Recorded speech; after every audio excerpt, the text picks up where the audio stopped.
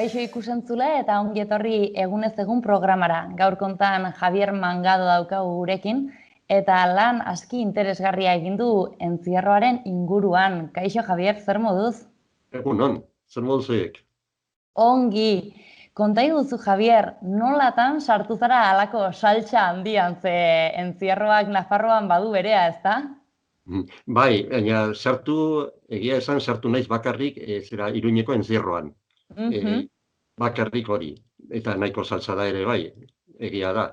Ez kontua da, ni jubilatuta nagoela, eta jubilatu ezkostik hasi nintzela pixka bat hitzaldiak ematen eta dokumentazioa prestatzen, batez ere, divulgazioa izan da nire helburua. Ez ikerketa, ez da ikerketa sakona edo monografikoa, baizik eta divulgazioa, dokumentazioa bildu, eta nolabait eskuragai jarri. Historia ikasi duzu edo hortako irakasle izan zara, edo zure interesa beste alde batetik dator? Ez, irakasle izan naiz, baina fisika irakaslea. Ara? Eta orain historia aldera jo duzu? Bai, eta batez ere orain nire zeregina nolabait esateko da euskera. Euskera klaseak ematen ditut, jubilatuen artean, jubilatuei ematen diet klase. Baina, orain izurritearen ondorioz, hori guzia moztu da nolabait. Eta orain, zentratu naiz gehiago nolabait esateko historian eta gure historian, eta Iruñeko historian batez ere. Iruñeko historioa interesatzen zitzaizun, eta entzierroak izan dira zure aztergai. Konta iguzu, noiz hasi ziren entzierroak Iruñan? Entzierroak oso, hemen daukat zuleta. Entzierroak aspaldiko kontua dira. Lehen ezen entzierroa esaten, baizik eta la entrada esaten zen. Eta helburua zen, zezenketarako zezenak eramatea, ekartzea Iruñera. Eta orduan, normalean egiten zutena zen. Gero moztu dezakezuen eta editatu? Nahi baduzu berritik hasiko gara, baina ez dakit ze puntutaraino editatzeko kapazitatea dagoen. Nahi balin baduzu, finkatu ditzazkegu ze puntu hitz egingo dugun, nik galdetzeko hoien inguruan zehazki, eta horrela horietan zentratu. Primera. Segundutxu bat, bitartean aprobetxatuko dut itziarri esateko hurrengo elkarrizketa pixkat atzeratzeko. Jepa Itziar, Javierrekin nago, eta ari gara pixka komentatzen zer sartuko dugun elkarrizketan hautabertze, orduan luzatuko zaigu pixkat. Abisatzen altuzu favorez nagola berakin elkarrizketan hurrengoei erteko pixkat beranduago hasiko garela, ordu erdi bat bakotxea atzeratuz gero eskertuko natzun. Vale, perfecto. Vale, orduan, zertan gustatu? Bai, entzierroetaz gain zerbait gehiago? Zuk zertaz hitz egin nahiko zenuke? Egingo dugu horrela azkarrago. Zer nahi duzu galdetzea? Eta hola galdetuko izu zuzenean, zu komoduen sentitzen zarena eta listo. Berdin zait, nik daukadana edo itzaldia zerren ingurana izan da entzierroak alde batetikan, zezenketak, eta helburua dena dela zen itzaldien helburua, da ze eragina izan duen zezen plazak zabalgunearen urbanismoan nolabait esateko eta hola. Hori izan da oso zeharka. Entzierroa aipatzen baldin badugu, txegiten baldin badugu hortaz, primeran, Ni badaukat dena zorain. Bale, egin dezakeguna da... Txoin, idatzea tala. Zezenketatakoa nago Javier Mangadokin, orduan hortaz luzetuko garelako pixket, bale? Venga, muxu bat. Barkatu, Ez, tranquil, ez da zure arazoa, gauza da jarri dizkidatela, nik beti ematen diet elkarrizketako txari ordu bat antolatzeko, eta ez dakitze jarri dizkiate bata bestearen atzetik, ordu erdika Eta ordu erdika oso zaila da, ez balin bada, sindikatu baten zerbait oso motza dela ez du denborik ematen. Orduan, orain abisatuko die eta ez dago arazorik, Mila ez da zure kulpa, mesedez. Bueno, orduan, entzierroan inguruan galdetuko dizut apur bat, zein den bere historia, nola bilakatu den gaur egun ikusten dugun entzierrotara, gero zezenketen inguruan ere galdetuko dizut pixka bat, entzierroen garaitik datorren, eta gero urbanizazioan inguruko pintzelada pare batzuk, eta listo. Ados? Oso, primera. Vale, hasieratik hasiko gara, bai? Kaixo ikusentzule eta ongi etorri egunez egun programara, gaur kontan Javier Mangado gurekin dugu, eta ikerketa aski interesgarri bat egin du entzierroaren inguruan, zezenketen inguruan, eta batez ere Iruñan zentratu du bere ikerketa. Gaur kontan berarekin hitz egiteko aukera izango dugu. Kaixo Javier, zer moduz? Egun oso ongi, eta zuek? Ongi. Konta iguzu, Javier, nolatan sartu zinen hain ikerketa sakon eta berezia egiteara? Bueno, ez da sakona, eta egia esan ez da ikerketa ere. Baizik eta nolabait dokumentazio bilduma bat bildu egin dut bakarrik dokumentazioa, eta helburua da, helburu bakarra da divulgazioa. Ez ikerketa monografikoa edo sakona egitea, baizik eta dagoena divulgatzea. Beraz, zure interesekoa zen, iruñatarrek ezagutzea beren hiriko istorioa, ez da? Eta kanpotarrek ere bai, jakina. Eta konta iguzu, zer deskubritu duzu denbora luzontan egon zarenean datu bilketa hauek egiten? Gauza bitxiak, batez ere, bitxikeriak eta ezagutzen ez diren gauzak edo normalean edo oso jende gutxik ezagutzen dituen gauzak. Basadizoak ere bai, bitxikeria batez ere bai. Entzierroen inguruan egin duzu dokumentazio bilketa bertzeak bertze, eta konta iguzu apur bat, zein da Nafarroako eta kasu honetan Iruñako entzierroen historia? Bueno, historian nolabait murgiltzen da entzierroa, aspalditik egiten da, zezenketak egiten diren heinean, Karlos Hirugarren erregeak ja debekatu egin zituen zezenketak, beraz, horrek esan nahi du, lehenago ere bazirela zezenketak baldin baziren, zezenak ekarri behar ziren, Iruñera. Eta hori zen, nolabait esateko entzierroaren ezia, hasiera, baina ez zen entzierroa berez, deitzen zen la entrada de los toros. Osea, Iruñetik kanpotik etortzen ziren, bai. Eta lehen bidea berdina zen entzierroarena edo beste modu batean antolatzen zen? Arras desberdina zen, bai. Normalean zezenak ekartzen ziren, pentsa ezagun, duela 6 mende, duela 7 mende, 8 mende, ia 10 mende. Garraiorik ez zegoen, edo garraioak ez ziren oso baratuak. Orduan, oinez ekartzen ziren. Normalean zezenak Nafarrokoak ziren, nafartarrak. Baina, baita ere, hemen Nafarroan beti tradizio handikoa izan da zezenketa. Espainia osoan, igual, lehendabizitukaetakoa izan da. Beraz, eta kategoria handikoa ere, bai. Zan nahi dut, zezen onak ekartzen ziren. Beraz, kanpotik ere ekartzen ziren. Baita ere Sevillatik, edo Andaliziatik, edo nondik, ez? Orduan, klaro, zezen horiek egun batzuk ibiltzen ziren bidaian.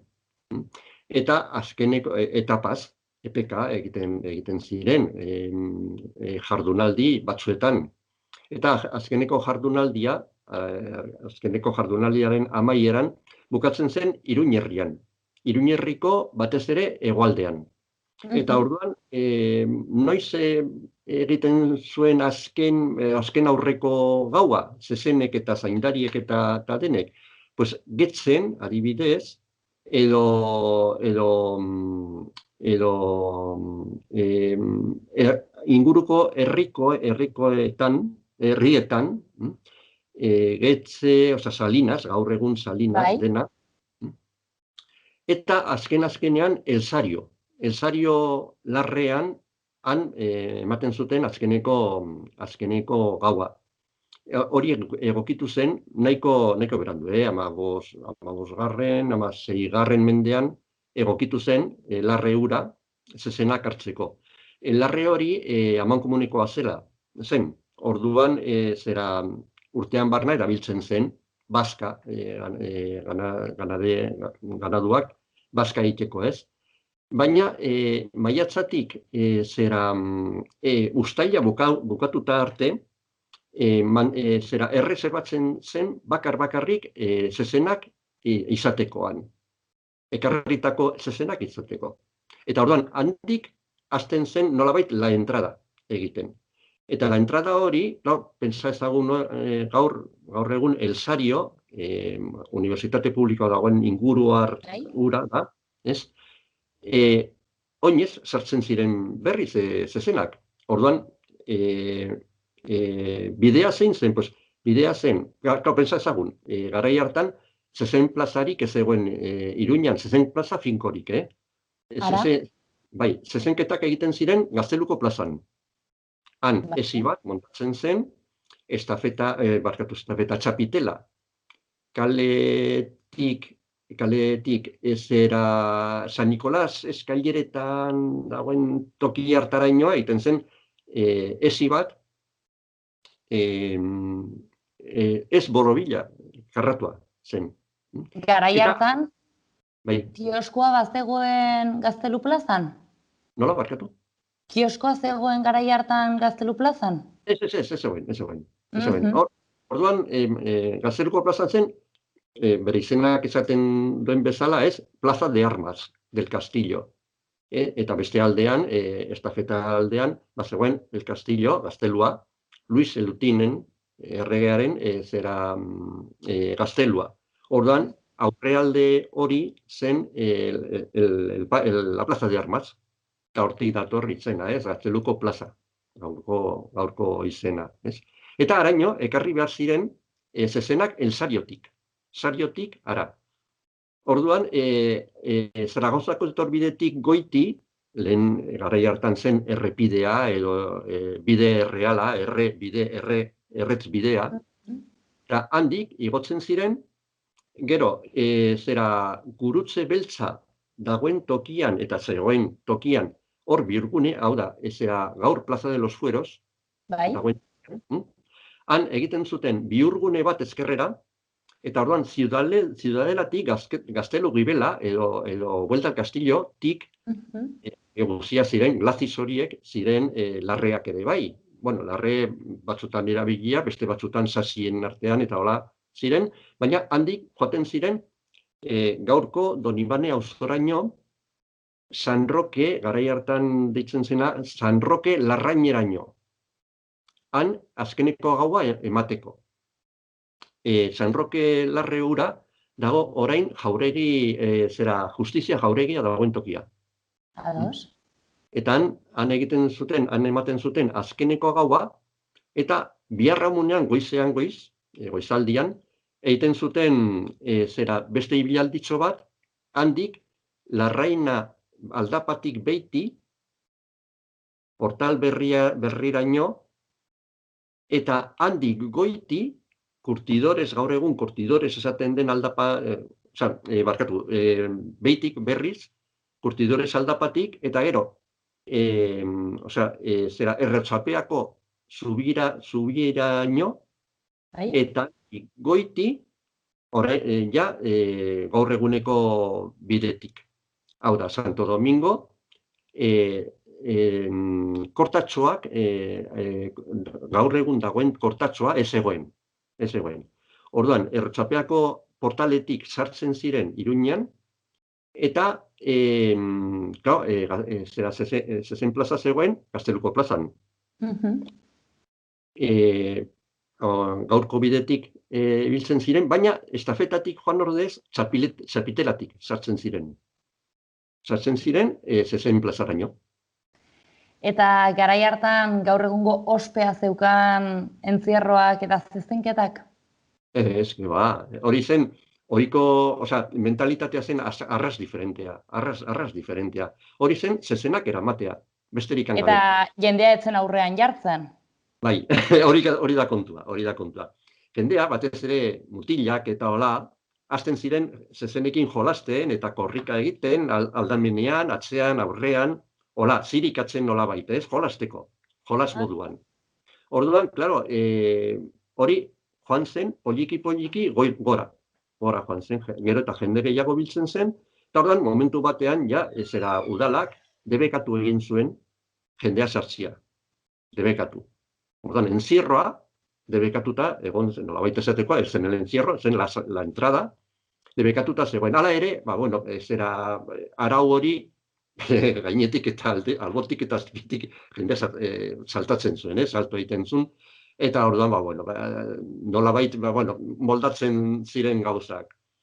Noraino, bueno, noiz arte gertatu, zer gertatzen zen, garai hartan, pentsa ezagun hemen, nahiko basatia garela ere, bai, batzutan, batez ere zezenekin, eta orduan, azkeneko alde batetikan, azkeneko tartean, osea, txapitela kalean, jendea ateatzen zen, ez bakarrik korrika edo jolas egiteko, baizik eta puiekin, osea, lantzekin, eta hola, zezenak zirikatzeko, osea, ziria emateko, sartzeko.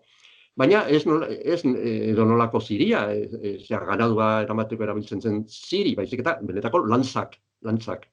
Orduan, bueno, azken, momentun batean, protestak egin ziren, esanez, zezenketara heltzen zirela, zezenak nahiko ondatuta, komilartean, ez? Ondatuta. Osea, zaurituta, odol bat nolabait galduta, orduan ahulduta nolabait, ez? Eta orduan, hori ere, debekatu egin zen, gora berak izan ziren, ere bai, osea, arazoak eta komeriak izan ziren. Eta ez bakarrik hori, baizik eta ziriak, edo puiak, edo lantzak, saltzea ere, momentu hartan, saldu. Ezin zen saldu, edo nori ezin zaion saldu. Eta orduan, bueno, hori zen alde batetikan gora bera bat, bilakaera bat. Garai hartan, oraindikan, ezen encierro esaten zen la entrada. Los toros se estropeaban a la entrada. Hori. Eta beste gauza bitxi bat, garai hartakoa, eta 19. mendearen erdian iraun zuena, izan zen, zezen taldearen aurrean, bazegoen zaldun bat. Bazebilen zaldun bat, gizon bat, zaldi baten gainean, normalean zinegotzia, erregidore bat zen, zinegotzia, detutakoa, eta normalean bazen erregidore ura agertzen zen ere bai, San Fermin prozesioan, buruan, zaldiarekin, eta la entradan ere bai agertzen zen zaldiarekin. Dotorez jantzita, eta nolabait, arro, jendea horrean, ez? Hori ere, 19. mendean, erabaki zen kentzea. Zergatik?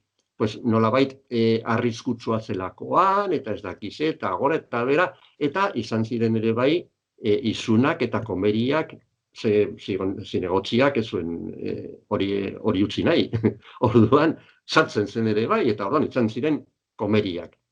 Eta hori alde batetikan. Eta beste alde batetikan, eta ja, 17. mendean, orain ez dut gogoan oso ongi, baina gertatu zen pasadizo xelebre bat, baina larria bere momentuan. Kontatuko dizuet. Bai, mesedez. Minutu batean. Oso bitxia da.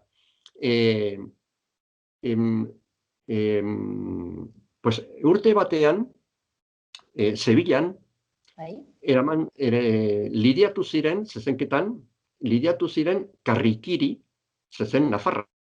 Karrikiri ziren oso ospetsuak, oso oldartsuak, braboak ziren, eta ganadutegia oso famatua zen, ez? Bueno, pues, karrikiri bati urte hartan zuzko banderilak jarri zizkioten.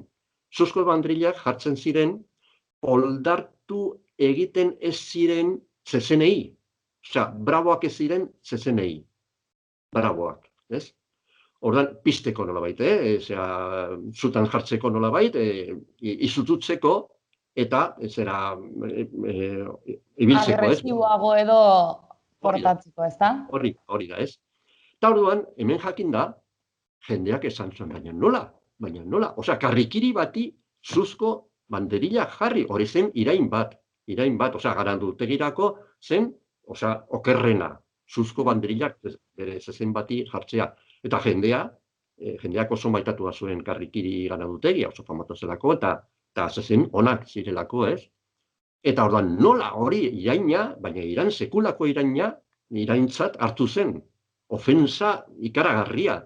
Eta orduan, hemen, osea, nola, hori gertatu Sevillan, bai zera, hurrengo urtean, San Ferminetan, kontratatuta ziren Kontxaizierra ganadotegia. Ganadotegiko zezenak. Onak ere bai, ez? Pues pensatu zuten, bueno, ezen gizarte sarei gaur bezala, ez? Baina, zera jende artean, zera notizia bildu zen eta proposamena ere bai, ez? Bueno, pues orain, osea, datorren San Ferminetan, Kontxaizierrako zezen guztiei, zeiei, zuzko banderilak jarriko zitzaien. Hori, berri hori ere, heldu zitzaion Kontxaizierra, doña Kontxari, heldu zitzaion. Eta horren zein zuen, zei zezen oberenak, baina oldartzuenak, osea, braboenak, guztien artean, bidali zituen Iruñera. Hemen, zezenketa egina, ezin izan zen, inolaz ere, zuzko banderilari jarri, ez da bat ere. Oroan jendea, zutan berriz.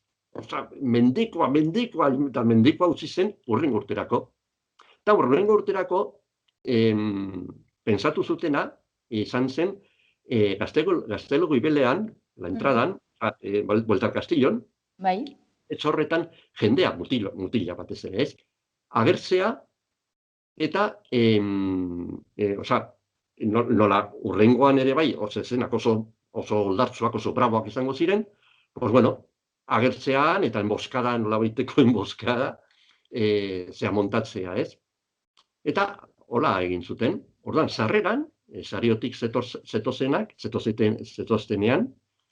Gaztelo Goibelean, sasien artean, eskutatu ziren, mutil pilo bat, ez? Hipotekin eta txapekin eta zarate egiteko edo zein tresnakin, ez? Eta orduan, zezena pasatzean, agertu ziren guztia, batera, oiuka eta zalapartaka eta dena, eta orduan, zezenek zegin zuten, hori ikusita, ospa. Ospa egin zuten, hori guztia libre zegoen ezik, ez? Ospa egin zuten, Iruñerrira, eta ala, harrapazak. Orduan egun hartan zezenketa alde guztietan eman zen, ez da? Hori da. Eta, zezenak arras desagertu ziren, Orduan, 6etatik 5 harrapatu zituzten Loza Urmael dagoen tokian. Loza dago Iruñerrian, baina Iruñetik, ez dakit, 10 kilometrotara, 12-13 kilometrotara. Han harrapatu zituzten 5 zezen. Baina zeigarrena ez. Zeigarrena, igual biziagoa zen edo euskalo, Sakana aldera jo zuen. Sakana aldera. Eta Sakanan ibili zen, hilabete batzuk, azaroa arte, ibili zen, libre, bere kasa, eta, klaro, harrapatzen zituen, behi guziak estaltzen. Orduan, ibili zen, janguikoa bezala. Gustora, ez da? Oso gustora. Eta azaroan ja, harrapatu ez, tiro batez, akatu zuten. Jendeari ere, jendea izutuz, hango jendea izutuz, eta hola, bapatean, mendira edo zelaira. Joatean, ara nun, holako zezen puska handi, eta oldatzua, ez? Eta, esaten da, orain komentatzen dute, hango abeltzainek, Sakanako abeltzainek, oraindikan bere odola mantentzen dela. Arrastoren bat dagoela, bapatean agertzen dela, holako zekor bat, oso oldatzua. Eta haren geneak oraindik han daude. dantzan. Joe! Eta hori ikusita udalak esan zen, bueno, hau ezin da, hau bukatuko da. Eta orduan ja, erabaki zuten, bueno, militarrekin batera, ze militarrak, garai hartan, pentsa ezagun, esiak direla, arresiak direla, oso potenteak, eta Iruña zela, hiri gotortua, fortifikatua. Orduan, azkenean tramiteak eginda eta kudeaketak eginda, eman zioten udalari baimena, egiteko portatxoa, Santo Domingo portatxoa, los corralillos. Ados. Eta orduan, han ematen dute azkeneko gaua. Eta San Roque larrain hori ja utzi zen, eta erabiltzen hasi zen, gaz fabrika utzia, garai hartan utzita zegoena, hori 19. mendean ja, eta horregatik deitzen da los corralillos del gas.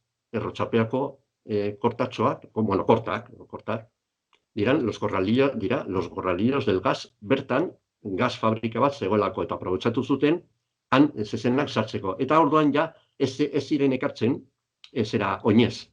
Baizik eta trenez edo kamioiez, eta han egiten zen, desembarkoan nolabait esateko, desenkajonamiento deitzen zena, eta hori ere, ikusgarria zen, izaten zen, jende horrean egiten zen, eta sarrera kobratu eta dena.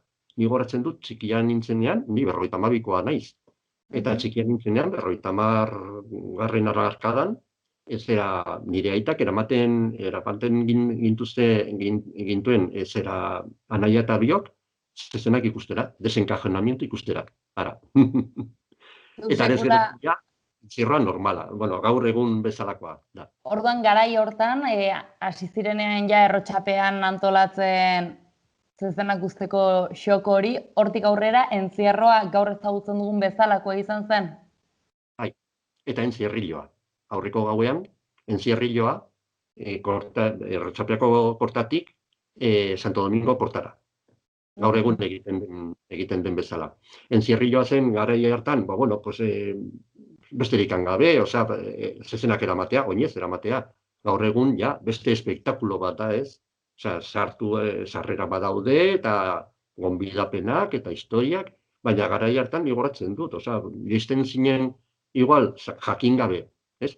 Ez era, 10 aldera, Santo Domingo kaletik beiti, ni txikian nintzenean, eta orduan, batean, olako adar batek jotzen zuen, adar batek jotzen zuen, abisatuz, zezenak etorriko zirela. Eta, bueno, baztertu behar zinen, alde batera edo bestera, alzenen tokien sartu, babes hartu, eta pom, pasatzen ziren. Eta zezen plazari dagokionez, Gaztelu plaza izan zuen zezen plaza lehenengo hasiera horietan gutxienez, eta ondotik zuzenean pasa ziren gaur ezagutzen dugun zezen plazara? Ez, keba. Plaza finkoak izan ziren, nolabait plaza finkoak Iruñan izan dira, plaza guztiak, 5. Ara? Gazteluko plazatik pasatu zen, pentsazagun, Gazteluko plazan, plaza itxita zegoen, Carlos III, Carlos III etorbidea ezen orduan, ez? Existitzen. Antzegoen, gaiarre, principal, antzokia, gaur egun gaiarrea dena. Gaiarre antzokia dena, ez? Baina horrek izten zuen alde gura, ez? Hegoaldea. Orduan,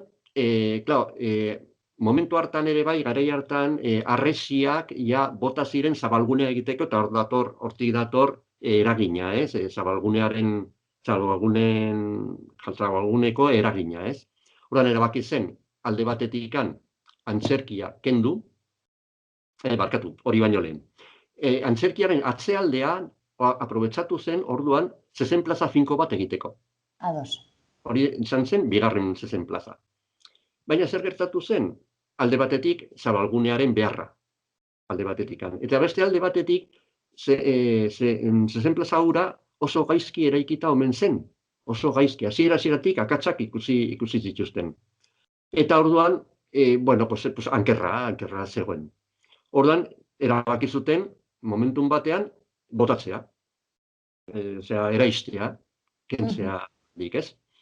Klar, hortik problema bat soluzionatzen zen nola bait, baina bestetik ez, antzerkia, Gaiarre antzokia, bertan zegoen eta oztopoa zen. Orduan, bi oztopetatik bat kenduta zegoen, edo bat kendu zuten, baina bestea ez. Orduan, dirudienez ezen hain premiazkoa, handago ja ere bai, ez dakit, zalantzak eta historiak edo gora berak, zen aurreko plaza bota zen, 1850 eta berria, baina zaharra, berria, baina toki berean, itzen zen bitartean, orduan, 3. zezen plaza bat montatu zen, baina deseraikigarria, osea, portatil nola baita esateko.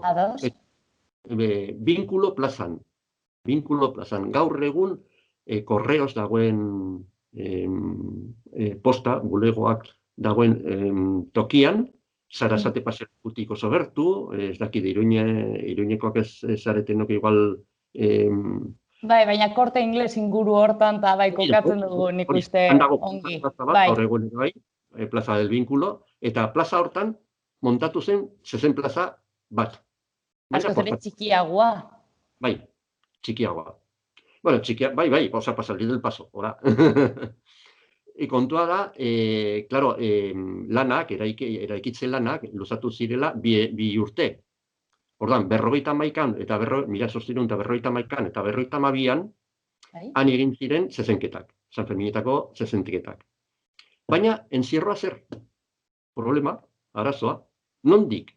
Orduan, egin zuten, pensazagun, oraindikan, arresiak bazirela. Eta arresia, hegoaldeko arresia, bazegoela Carlos III zine aretoa zegoen tokian. Bertan. Eta han bazegoen ate bat, portale bat, San Nikolas portalea, gaur egun takoneran dagoen portale dotore hori, han zegoen. Eta horan, erabaki zuten, oso ongi, sariotik, zuzenean, portale horretatik, eta gainera, ez ezen plaza, gertu, 100 metrotara. 100 metro, just. Orduan, bai, oso ongi, oso erosoa, baina, enzierra zer? Pues enzierra 100 metrotakoa. 100 metrotakoa bakarrik. Orduan, jende hasi zen, mutilak, ez? Hasi ziren protestaka eta hola eta, bai, baina 2 urte dira, bakarrik, aguantatu, ez da egizer, total, egin zen horrela, ez? Baina, behin ja, bukatuta, zezen plaza berria, baina tokizarrean, zegoena, Carlos III etorbidearen erdian, gutxi gora bera. Pues, eta orain zer? Pues, orain enzierroa, eskerretik, portaletik eskerrera joateko ordez, eskuinera, Cortes de Navarra kaletik, eta zer, 200 metro. Osea, berdin, eta jende hasi zen protestak eta hola. Eta orduan hasi zen, ja, enzierroa bideratzen estafeta kaletik. Orduan hasi zen. Osea, 19. mendearen erdian eta hola. Zer gertatu zen? Pues hori, 2. zezen plaza horrek oztopatzen zuela Zabalgunearen garapena. Eta orduan, zezen plaza eta antzokia biak kendu behar ziren. Bata bestearen. Eta orduan, bilatu behar dugu beste toki bat, eta azkenean, adostatu zuten gaur egun dagoen tokian zezen plaza berria, gaurkoa, eraikitzea. Hori izan zen, 1920an. Momentu hortan ja, arresiak botata ziren, edo botatzen ari ziren. Hori iriko arresiak. Iriko arresiak. Eta orduan ja, Zabalgunea garatzen hasia behintzat zen. Orduan, hori urgentea da, eta egin behar da, eta kitxo. Tasi zen, ja, zezen plaza berria eraikitzen. Baina, zezen plaza zarra, orain dikan zegoen. Eta orain zalantza, total urte bat gehiago, ez dakiz zer, paki, paila, eta eraikuntza adostatuta zegoen 1922an azteko, ez? Orduan, zalantzak ziren orain dikan, ez? Orduan, zer gertatu zen? Zorionezko, zoritxarreko, zute bat gertatu zen, hain zuzen, 1921 abuztuaren 10ean, begira ze koinzidentzia, San Lorenzo egunean, San Lorenzo de la Parrilla, bueno, pues zute bat gertatu zen plaza zaharrean. Zen plaza zaharrean. Dena egurrezkoa zen, Osa, pentsa ezagun, desegin zen. Haze festa. Zute hori, ustekabekoa izan zen, bueno, hor daude zalantza batzuk izan ere, 3 toki desberdinetan piztu zen, eta inguruan sekulako gasolina usaina izan zen. Bueno, orduan badakigu agian erantzuna, ezta? Blanco y en botella. Total, bueno, ja, zezen plazarik ez zegoenez, inauguratu behar zen bestea, derrigorrez, eta bai. Oita bitik aurrera, ja, zezen plaza berria izan dugu. Javier, oso interesgarria jaso duzun informazio guztia eta nik zalantza daukat. Lehen Sanferminetan bakarrik egiten ziren zezenketak edo urtean zehar ere bazeuden? Ez, urtean zehar egiten ziren, baina oso gutxi eta partekoa ziren, Osea, zezenketak Iruñean hasi ziren egiten Santiago egunean, ez Sanferminetan. Geroago erabakitzen Sanferminetan feriekin, azokakin, bat egiteko, eta hola, lehen urrian, gero uztailean, eguraldi zena proposa, ez bakarrik hori, badaude, bezan ziren otro arrazoi gehiago, oso luzeak jazteko, baina aldatu zen uztailaren 7. Eta ordan ja hasi ziren zezenketak egiten bertan. Baina, hala ere, 17, 18, 19 mendeetan, hemen jendea zen oso zezentzalea, oso zezentzalea, orduan, edo zertarako, edo zer ospakizun egiteko, zezenketak. Zenak ekartzen ziren. Eta orduan, badago zerrenda bat, zera egin ziren aparteko zezenketak eta hola, eta noiz ez ziren egin zezenketak. Eta normalean, kasi guztiak, izan ziren izurriteen ondorioz, gaur egun bezala. Sanfermin ziren ospatu, izurriteen ondorioz. Bitan edo hirutan gerra zegoelako, karlistadak eta historiak zirelako, baina normalean normalean mantentzen ziren zezenketak bere garaian. Eta gero, aparteko zezenketak ere egiten ziren. Pues adibidez, Espainiako printzea bata jatzen zutela. Pues, ala, zezenketa hemen. Tortzen zela erregina bat bizitan, zezenketa hemen. Eta hola, Isabel Bigarrena erregina etorri zenean, zezenketa, sekulako zezenketa egin zuten, gainera, Isabel Bigarren erregina egin zuten, uste dut, 13 urtekin, Eskatikoan egon zen, zezenketan, eta, ez dakit enteratzen zen asko, bera presidentea zenez, zapia ateratzen zuen, nahi zuenean, eta ordan, zuzko banderila jartzeko, edo zezena, edo aldatzeko, edo, desastre, baina, Festa bat izango zen ura ere ikusteko. Bai, eta gainera, eta baita ere, dirua lortzeko ere, bai, adibidez, San Fermin kapera eraikitzeko, gaur eguneko San Fermin kapera eraikitzeko, pues, 2 urtetan egin ziren zezenketa apartekoak, dirua biltzeko, eta diru horrekin egin zen. Virgen del Camino kapera ere egiteko, San Saturnino elizan, horrela ere egin zen, denetara izan zen. Famatuen egiteko, baina ez. Eta, Javier, galderatxo bat, kontatu diguzunaz aparte, seguru nago hainbertze informazio ere baduzula, zure ikusteko aukera izango dugu hurrengo hilabetetan? Bai, nahi duzunean. Eta noiz emango dituzu hitzaldi hauek, edo nola jarri daiteke jendea zurekin harremanetan zu entzunalizateko? Entzunalizateko. Datorrena izango da, martxoaren 11an. Gaia izango da Zaragozako etorbidearen ingurua, baina zabalgune. Ez arrosadia, baizik eta goiko zatia. tan ere badaude gauza interesgarriak. Ordan, martxoaren 11an erderaz izango da hitzaldia, eta gero maiatzaren, ez dugu goratzen, baina maiatzaren erdian 27an edo, hor inguruan, izango da euskeraz. Hitzaldi berbera egingo dut euskeraz. Normalean presentzialak dira, ez dira grabatzen. Orduan, Zibiboxek plazaratzen du, publizitatzen ditu, ezera hitzaldiak eta beste ekintza batzuk, eta ekintza hau, hitzaldi hauek daude sartuta retina elkarteak antolatzen duen ziklo horretan, esaten da, ikusi entzun eta gozatu. Osea,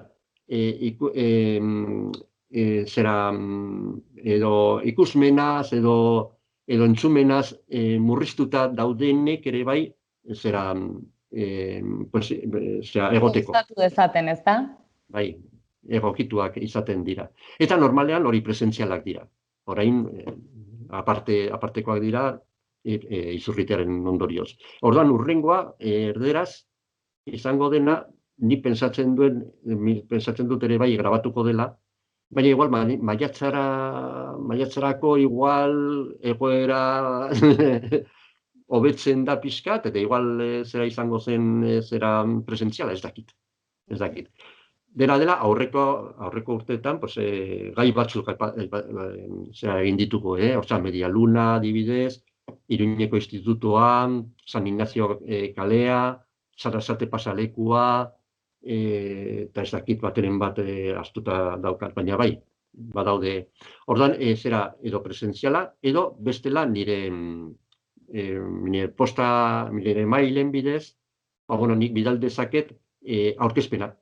Osea, zoien dizuedan bezala. Zure emaia jarriko dugu nahi duen entzulearen eskutan, ongi iruditzen bazaizu. Bai.